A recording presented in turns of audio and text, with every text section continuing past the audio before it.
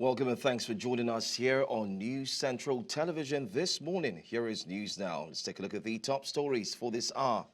President Bola Tinubu tasks state governors on national development and prosperity. Organized labor pushes for minimum wage increase in 2025 amid rising inflation. Reaction in Harare after Zimbabwe abolishes death penalty. You sure can stay here with us as we bring to you details and more here on News Now. I'm Joe Hansen.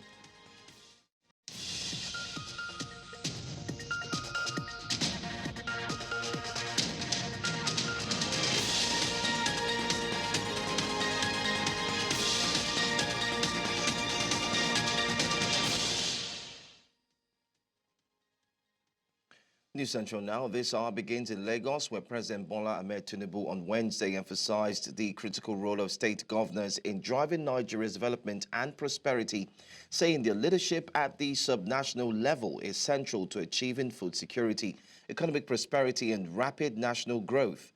During the New Year homage by Vice President Kashim Shettima and members of the Nigeria Governors Forum, NGF, at his Ikoyi residence, the President expresses gratitude for their support and collaboration while highlighting key areas requiring joint effort for the nation's progress. President Tinubu called for stronger collaboration between the federal and state governments to address pressing challenges, including local government autonomy, agricultural productivity, and currency stability. Expressing his commitment to local government development and autonomy, the President stressed its importance for grassroots development and dispelled rumors of disagreement with the governors. The Conference of United Political Parties, COP, has blasted President Bola Tinubu, saying his speeches, which have so far not been matched with corresponding action, are pushing more Nigerians into excruciating poverty. The National Secretary of the COP, Peter Ame, stated this in response to the President's New Year Day nationwide address on Wednesday. According to him, 2024 was a very harsh year for most Nigerians because of the impulsive decisions taken by the government. Ame stated that when the President said he had dealt with corruption, there were no facts to support the assertion. While speaking on the presidential plan to float a company to reduce inflation, Ame said it was another ploy to increase administrative bottlenecks into the process. Well, let's now go to the parliament and tell you that leader of the Nigerian Senate, Okweyemi Bamidele, has said that consideration of the 49.7 trillion naira 2025 budget and the tax reform bills are two items topping the National Assembly's agenda in the new year. Bamidele made this statement in his New Year message to Nigerians made available to newsmen in Abuja on Wednesday. In the message entitled Another Year of Limitless Opportunities, Bamidele said that the next few weeks would be devoted to scrutinizing the 2025 appropriation bill, tax reform bills 2024, and the investigation of economic sabotage in the petroleum industry, among others. According to him, key economic reform initiatives that had been in the pipeline to open up Nigeria for real businesses, which would create limitless opportunities, would also be deliberated upon.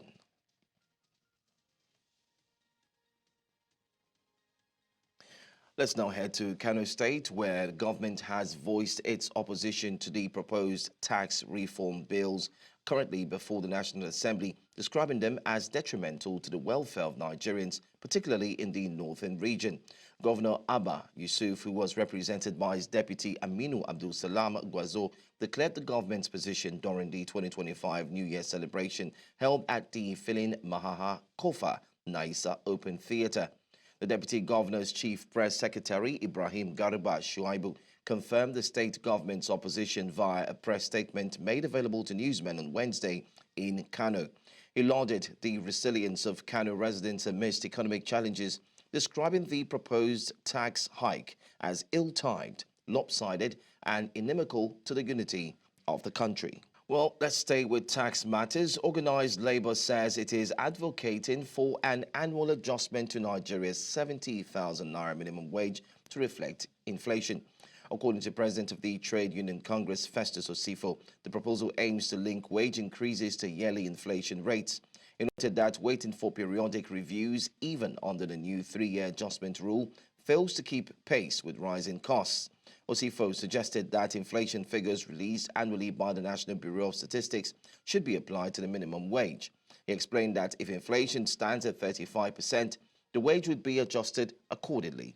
Labour unions argue that the current 70,000 naira introduced in July 2024 is sufficient amid surging living costs fueled by higher energy prices and subsidy removal.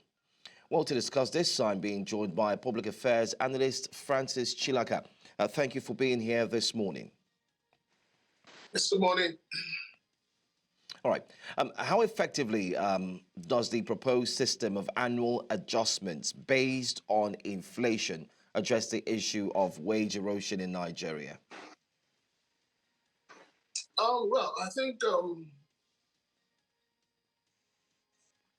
ab initio, Labour was not sure of what they really wanted, and nobody would take Labour seriously anymore.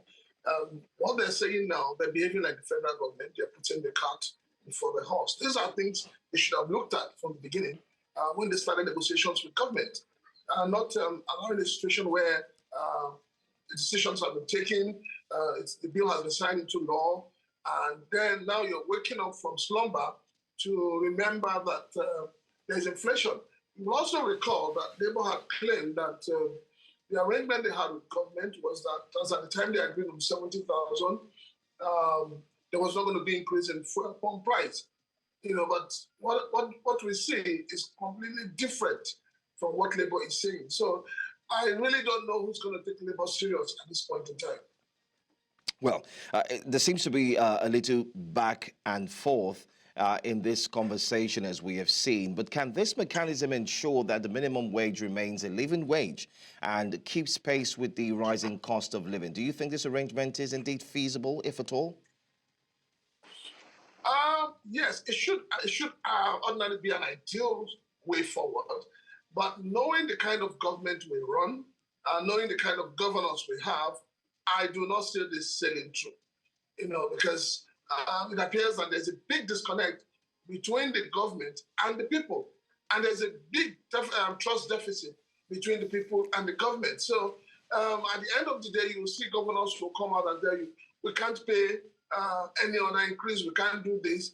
But as elections draw closer, those who want to come back, who want to retain their governorship positions, would want to do anything that Labour is asking for. And I think that what Labour is trying to do is also to use it as a way of telling Mr. President that, well, this is what we want to present. If you don't agree, then, 2027 will not support you. So I think it's all politics that is playing out right now. All right. I mean, you've said it's all politics. Let's talk about that.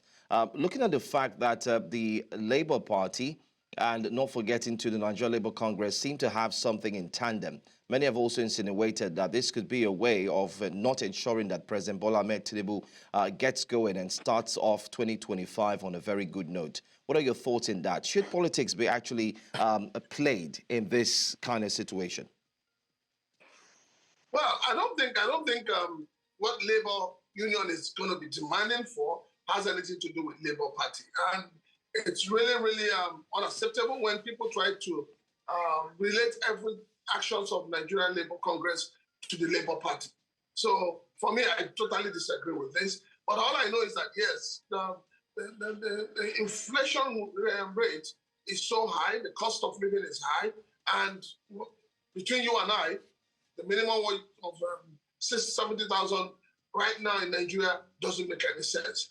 But so if Labour is going to be demanding for an increase based on the inflation rate, I would say that it would be totally wrong for anyone to think it is all about Labour Party. It's not about Labour Party. It's just about, asking for a living wage for the Nigerian workers. But like I said earlier, it's just that Labour has not been able to coordinate itself to make demands and stand by those demands. Let me also ask very quickly, do you think this is feasible in the sense that if we look at the rising cost of goods and services, and then there's a request that the minimum wage should also be reviewed upwards, Do you think it would lead to the solution, or better still, would this lead to a hyperinflation, which we may see anytime soon? Already, we're close to hyperinflation. Already, we're off the mark in terms of inflation. But you see, the thing is, it may not be a solution. You know, the government has the solution, and the government should apply the solution. And what are the solutions? The government should be proactive to ensure, one, that the price of fuel pumps drops considerably. I mean, considering the fact that government is now saying we have two national refineries, working, even though they're not working at 100% capacity.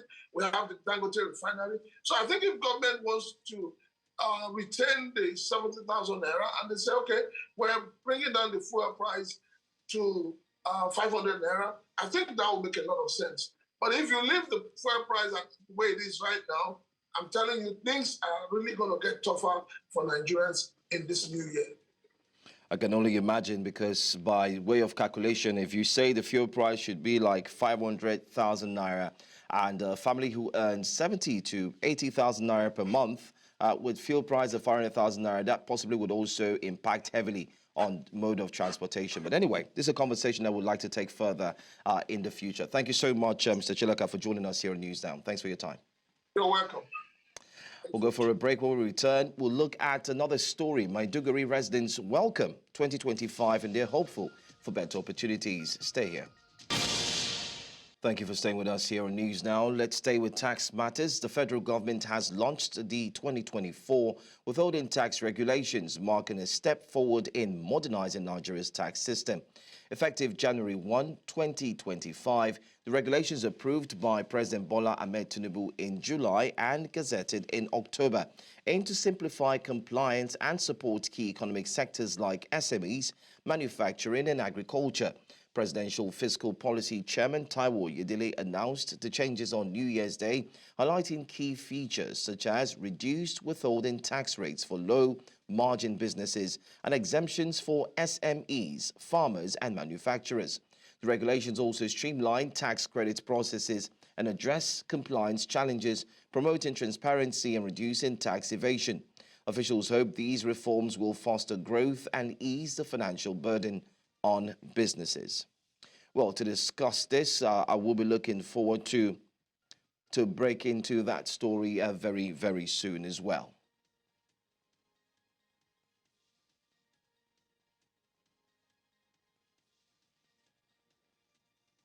Well, let's now feel the pulse of Nigerians as they usher the new year 2025. We're going to start first in the federal capital, Abuja, as citizens marked the New Year Day. That's a New Year's Day.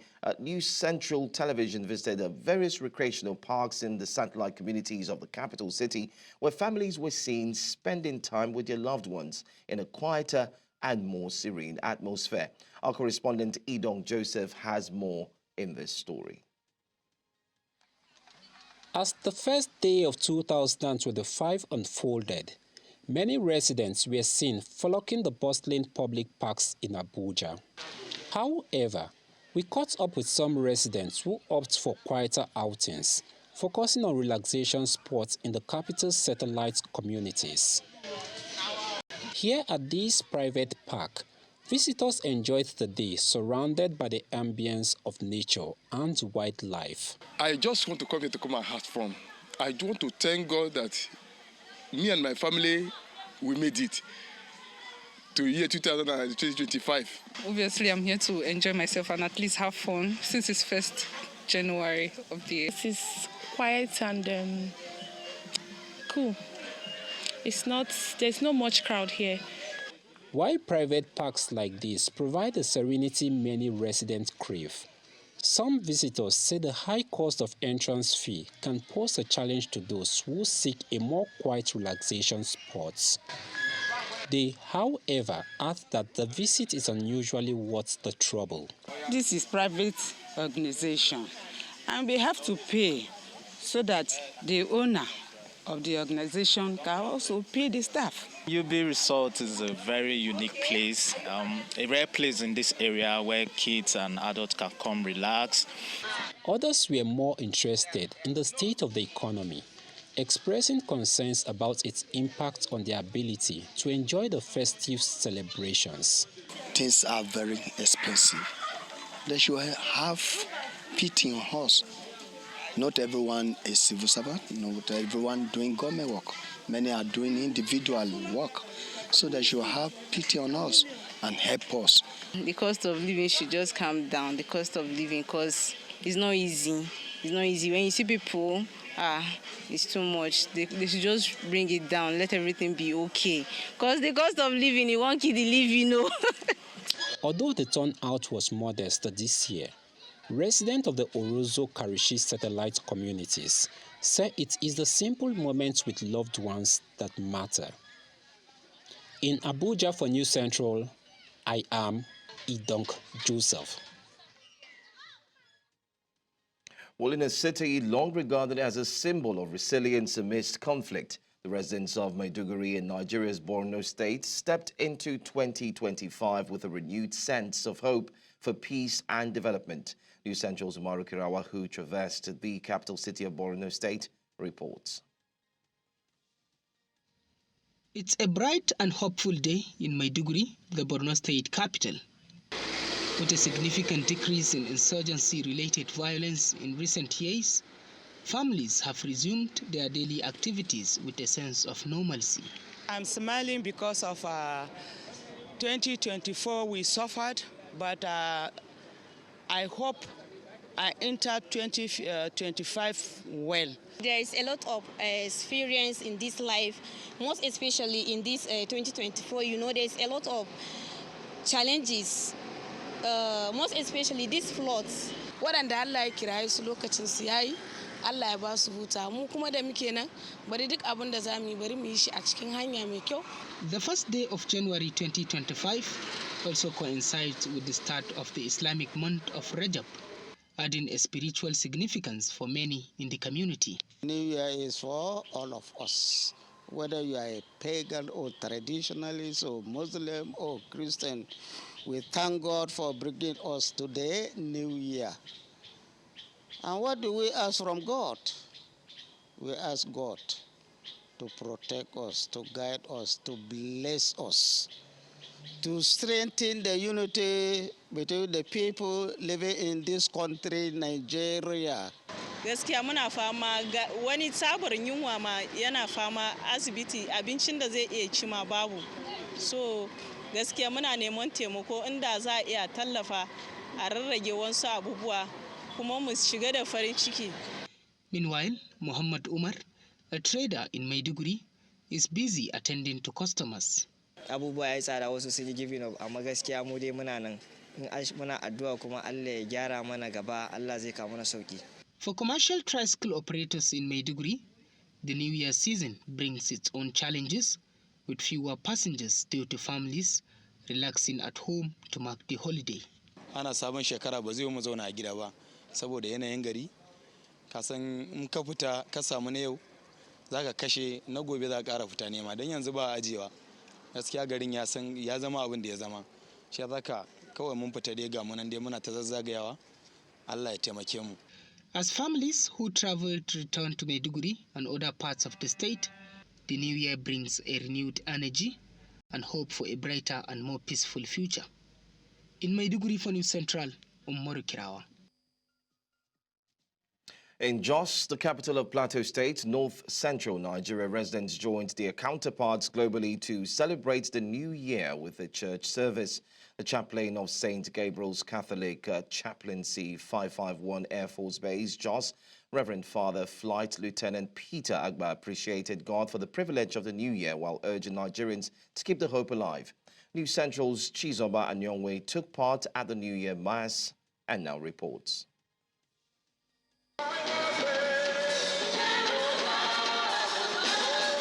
The congregation was filled with joy and thanksgiving, materializing in these songs of praise.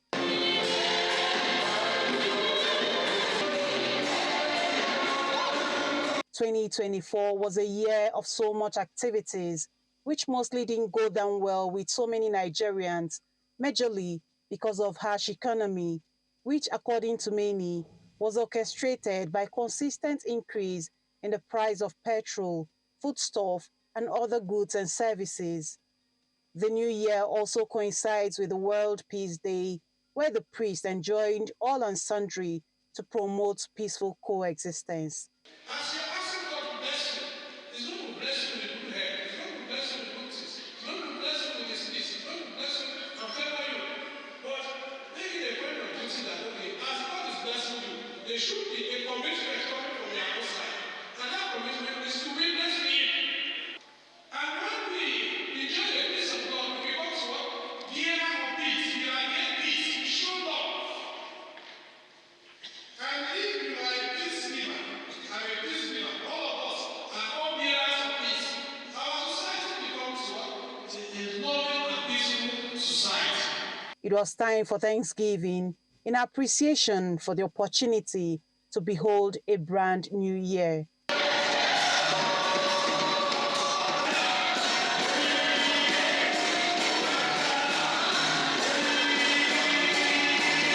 feel joyous. I feel grateful that God has made us to see this new year. Year 2024, we started roughly. Nobody expected that it's going to see 2025. So it's a special joy, and I regard this day as a special joy, thanksgiving to God. The new year is fine. We thank God. When we enter year 2025, today is 1st January.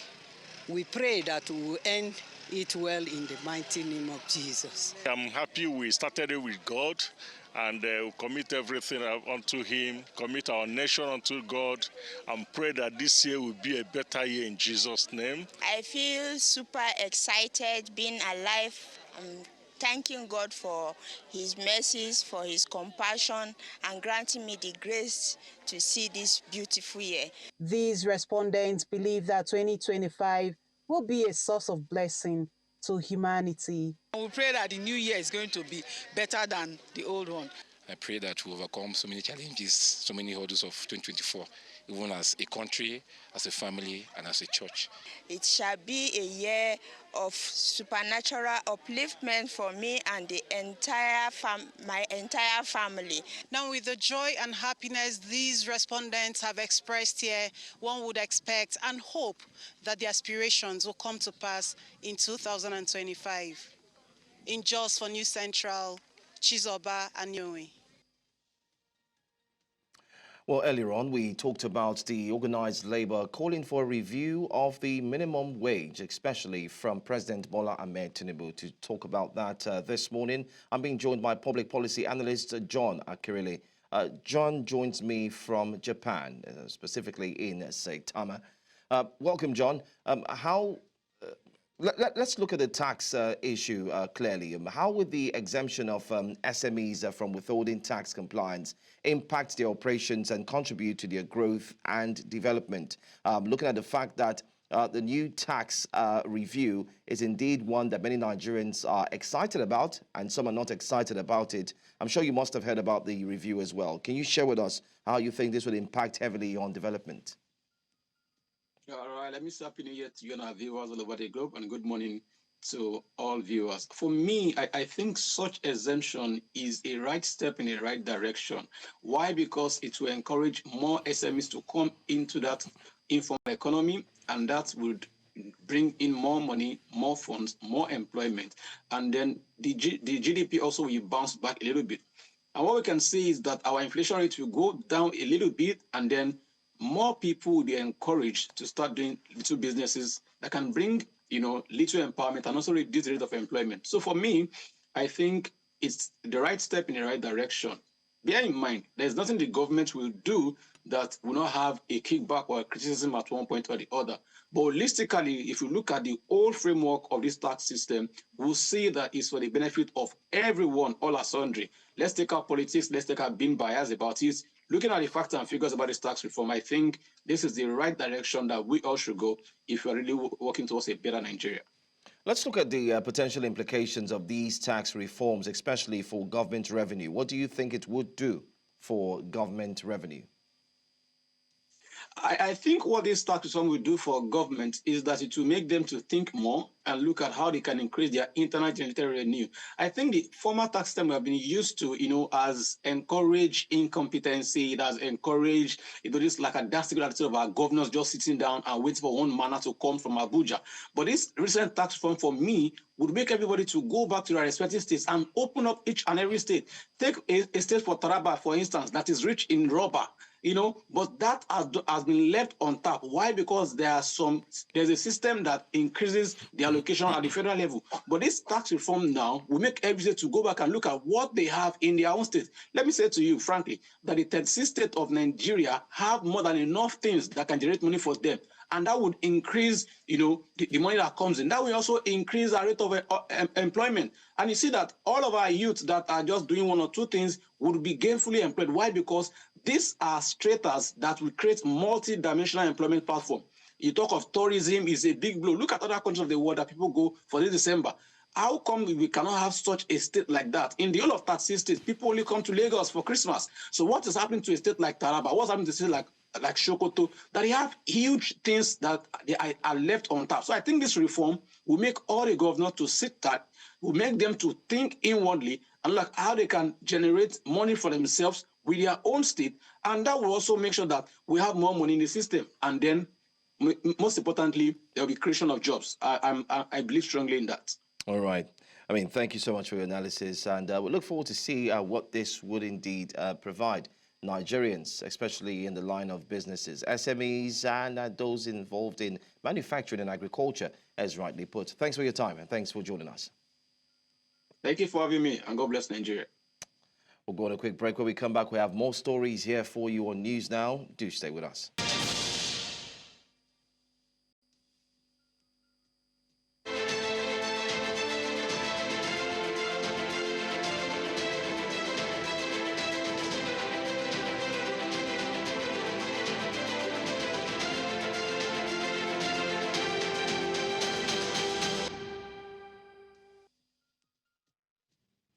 Donald Trump's return to the White House, Israel's expansion of the Gaza war into Lebanon, extreme weather conditions, and the Olympics that lit up Paris were among the news events that marked 2024.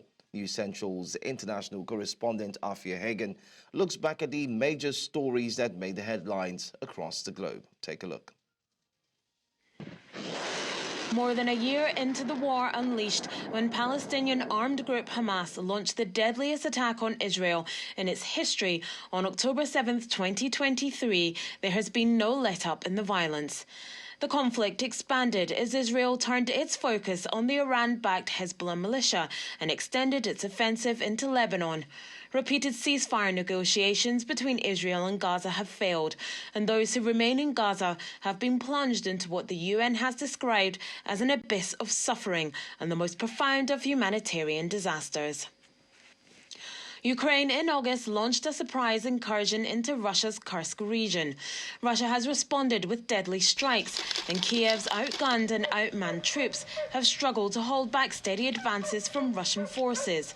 The West, Ukraine and South Korea say thousands of North Korean troops are in Russia. In November, Ukraine for the first time used Western-supplied long-range missiles against Russia after getting US and British clearance. I think this will certainly help the Ukrainians, but I don't think it's going to be decisive for the direction of the war. My guess is that the Biden administration wants Putin and he wants the North Koreans to understand that there are costs to escalation. Sudan's civil war is now in its second year. The conflict, driven by a power struggle between the Sudanese armed forces and the paramilitary group, the Rapid Support Forces, has already seen the deaths of around 15,000 people. A further 10.2 million have been displaced, both internally and to unstable areas in neighbouring Chad, Ethiopia and South Sudan. In Senegal, Bassirou Diomaye Faye became the youngest president since independence in 1960, elected in March at the age of 44 on the promise of radical change in a country where 75% of the population is under 35 years old. Donald Trump once again stunned the world and wrong-footed pollsters who had projected a very tight race to win the US presidential election. He won all 7 swing states, keeping control of the House and winning back the Senate. He also won the popular vote. He beat his Democrat rival Kamala Harris, who had been parachuted into the process just 100 days before the election after outgoing President Joe Biden pulled out. I think my own personal view, for what it's worth, is that it's an election that the Democrats lost. It was more a referendum, an indictment of the current administration than it was an endorsement of Trump himself. Trump, as the alternative, looked pretty good to a lot of people. European elections in June confirmed nationalist and far-right parties rising in France, Germany, Belgium, Austria, Italy and the Netherlands. This also translated at the national level. Austria's far-right Freedom Party won a historic victory in legislative elections. In France, a Republican bloc prevented the far-right National Rally from coming to power in snap parliamentary elections, but fell out swiftly after the vote. In the UK, Labour won the general election in a landslide. The new Prime Minister, Sir Keir Starmer, pledged to steer the country towards calmer waters in his first address to the nation. The Conservative Party lost more than 250 seats in its worst ever defeat and now faces life in opposition. The outgoing Prime Minister, Rishi Sunak, resigned as party leader, with Kemi Badenoch taking over. There was no shortage of drama for the British royal family in 2024. The first 3 months of the year were dominated by royal health shocks. In January, we learned that King Charles III and the Princess of Wales were hospitalised and having surgery. February 2024 brought news of King Charles III's cancer diagnosis. Doctors found it during his treatment for an enlarged prostate.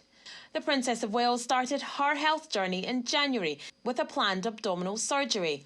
Although initially details on her condition were vague, things changed in March when she told the world that cancerous cells were found during that surgery through a heartfelt video message. That so many people will have been so moved by the way that she conducted herself during that 2-minute plus broadcast. But there's no doubt at all that it's a very, very difficult time for the institution of monarchy, because how you plan, which is what it's all about with being seen to be believed, as the Queen Elizabeth once said, how you plan for the future, it's very difficult. The summer of 2024 was the hottest ever recorded on Earth. Relentless global warming provoked heat waves, droughts and deadly flooding, with wet weather proving particularly dramatic. In a September of wild weather, Hurricane Helene pounded the southeast United States, Typhoon Krathon slammed into Taiwan, and Storm Boris brought floods and devastation to Central Europe. In October, a devastating Mediterranean storm lashed eastern Spain, triggering its worst floods in decades that killed more than 200 people. Sean Diddy Combs, a rapper and music mogul credited with helping launch the careers of some of the biggest stars in recent years, could be facing more than 100 new lawsuits just 2 weeks after he was arrested by federal agents in New York. The latest wave of legal filings was announced on October 1st, as more than 100 people have planned to file lawsuits against Combs, alleging that he sexually abused and exploited them. This came just weeks after Combs was arrested in September on sex trafficking and racketeering. His trial date is set for May 5th next year. The Olympic Summer Games in the French capital brought a welcome respite, particularly in the host country that had for weeks been gripped by bitter political jockeying caused by snap parliamentary elections. But for 3 sunny weeks, Paris and its world-famous monuments and sights, from the Eiffel Tower to Versailles, welcomed a spectacular display of sport, kicking off with an extravagant, if rain-drenched, opening ceremony along the Seine. Records tumbled and stars were crowned, from home crowd darling and swim sensation Leon Marchand to US gym genius Simone Biles, who made a joyful return to glory. US megastar Taylor Swift pursued her world tour, which in 2023 had already topped the symbolic bar of $1 billion in revenue. It wrapped in Vancouver with more than $2 billion in ticket sales. Swift kicked off the European leg of her Eras tour in May in Paris and rounded it off in August, attracting hundreds of thousands of fans or Swifties. But the 3 concerts scheduled in Vienna were cancelled after authorities arrested a man in connection with an Islamist attack plot. For News Central, I'm Afia Hagan.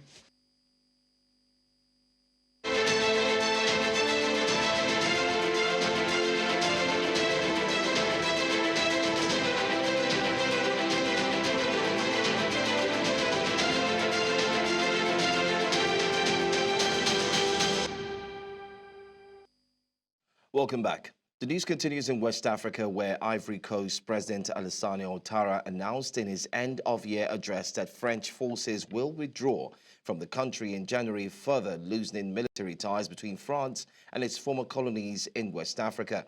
Ouattara confirmed that the 43rd Bima Marine Infantry Battalion stationed at Port Bouer in Abidjan will be handed over to Ivory Coast's armed forces by January 2025. France has been restructuring its military presence in the region following its expulsion from Mali, Burkina Faso and Niger, where governments critical of French influence have taken power.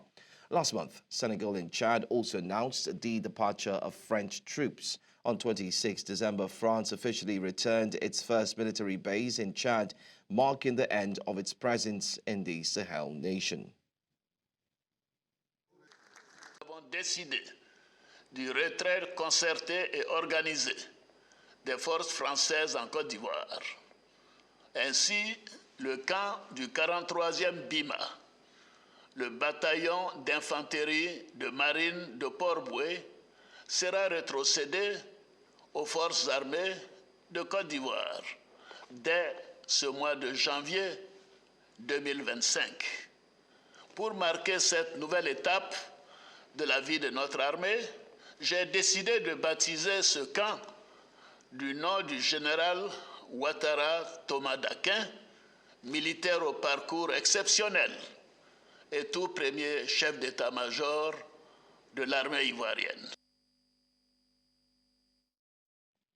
Zimbabwe has officially abolished the death penalty after President Emmerson Mnangagwa signed into law an act that will commute to jail time the sentences of around 60 prisoners on death row.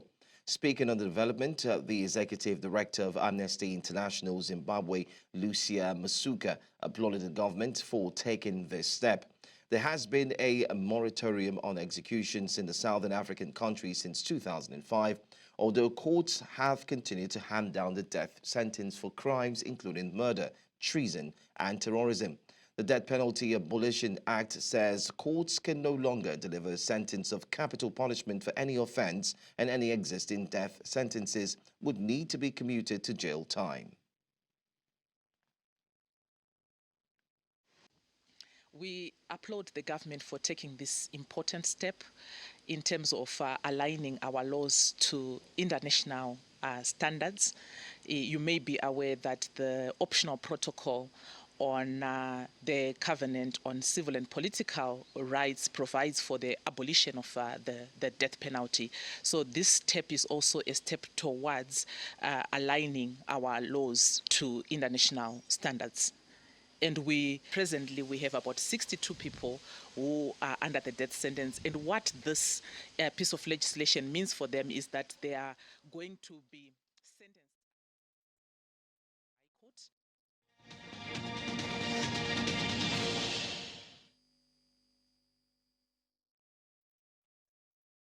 The suspect in the deadly New Orleans attack, Shamsuddin Jabbar, posted videos indicating that he was inspired by ISIS hours before ramming a truck into a New Year's crowd. This was revealed by the U.S. President Joe Biden on Wednesday. Biden added that the situation is very fluid and the law enforcement and intelligence community are continuing to look for any connections, associations, or co-conspirators. He said that investigation included the execution of search warrants at various locations in New Orleans and other states, an operation by the FBI and other law enforcement officials at a traffic intersection in Houston, and questions as to whether there could be any connection to an attempt to blow up a Tesla Cybertruck in front of the Trump Hotel in Las Vegas.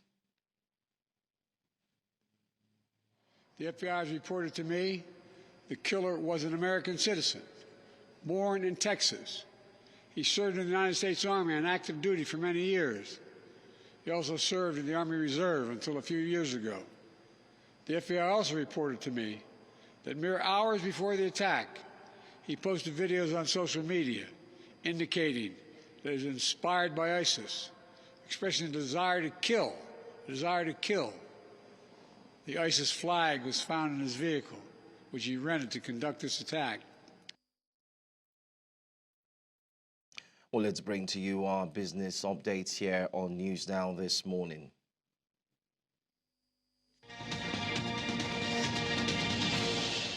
Cocoa and coffee emerged as the top-performing commodities of 2024 for the second consecutive year, propelled by global supply shortages. Cocoa prices surged nearly threefold to a record $12,931 per metric ton in New York, driven by lower production in West Africa due to dry weather, crop diseases, and smuggling.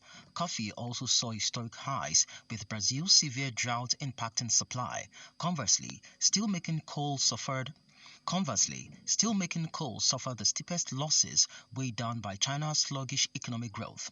Analysts anticipate global trade tensions and Donald Trump's tariff threats to dominate the 2025 commodities landscape. While a strong dollar and gold safe haven appeal may boost precious metals, oil prices are projected to remain subdued due to oversupply for a third consecutive year. In 2024, agricultural commodities saw mixed fortunes as Malaysian palm oil futures rebounded with a 20% gain. This was fueled by Indonesia's biodiesel mandate and adverse weather. Similarly, Tokyo rubber futures soared 42% due to crop-threatening weather conditions. In contrast, soybeans, corn, and wheat faced ample supplies, leading to losses. However, wheat prices might see an uptick in 2025 due to warmer weather in Russia, potentially reducing output. Meanwhile, Brazil, a top soybean exporter, is set for record supplies in 2025, potentially addressing rising Chinese demand amidst a possible trade war with Washington. Crude oil and bulk metals faced challenges in 2024, with China's property crisis dampening demand in the world's top commodities buyer.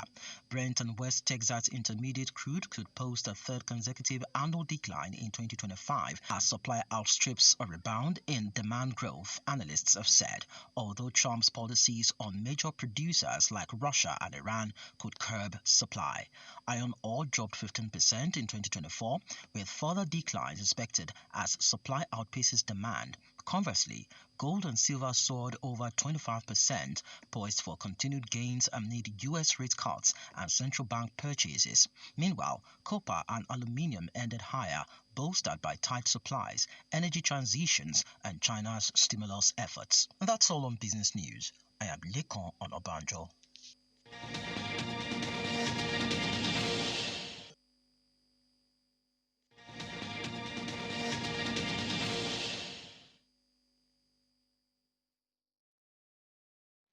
And now let's go straight to the world of sports. Nigeria Super Eagles B will begin preparations for the 2024 African Nations Championship next Monday. The team secured qualification after defeating Ghana's Black Galaxies 3-1 on aggregate. The home-based Eagles are returning to the tournament after a 6-year absence. However, the location of the training camp is yet to be disclosed. Before the decisive clash against Ghana, the team trained at Remo Stars facility in Ikene.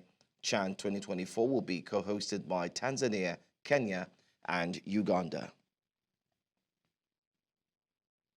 Ethan Nwaneri marked his first Premier League start with a stand-up performance, helping Arsenal secure a 3-1 comeback win over Brentford on Wednesday. A 17-year-old who made his league debut at Brentford as a 15-year-old 2 years ago played key roles in Arsenal's 2 goals in 3 second-half minutes.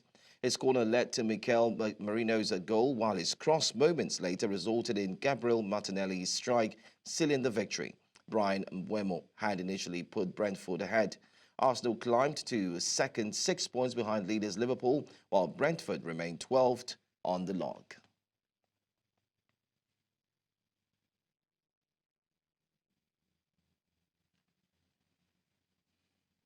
And that's all the news we have for you this hour. Before we go, another look at the top stories.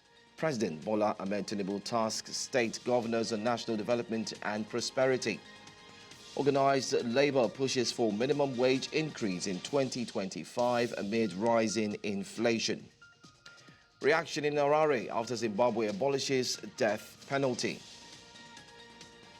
You can follow us for more news updates by watching on DSTV channel 422, Star Times 274, Avo TV, and you can also stream live on all our socials like YouTube and also on Facebook. I'm Joe Hansen, thanking you for watching. Stay here, News Central has more for you.